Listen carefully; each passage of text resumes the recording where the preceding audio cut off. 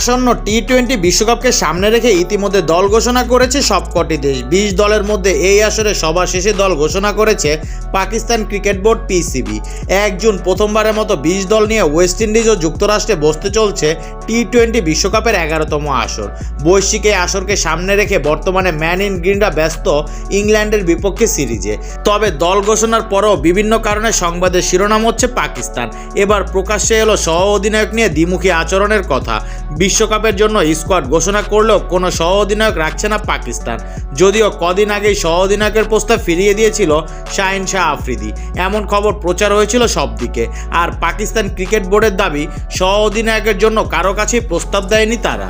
বাবর আজমকে অধিনায়ক করে 24 মে টি-20 বিশ্বকাপের জন্য দল ঘোষণা করে পাকিস্তান। সেই দলের সহ অধিনায়ক হওয়ার প্রস্তাব দেওয়া হয়েছিল শাহিন শাহ আফ্রিদিকে, এমনটাই জানা গিয়েছিল শুরুতে। তবে সেই প্রস্তাব নাকি ফিরিয়ে দিয়েছে তিনি।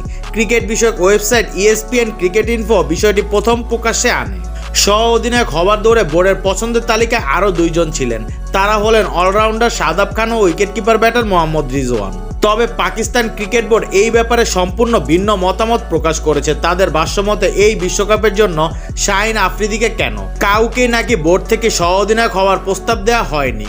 তারা আরও জানিয়েছে, দলের মধ্যে এখন কোনো মতবিরোধ নেই। বিশ্বকাপকে সামনে রেখে দলের সকলের লক্ষ্যই এখন এক এবং তারা এখন তা নিয়েই কাজ করছে।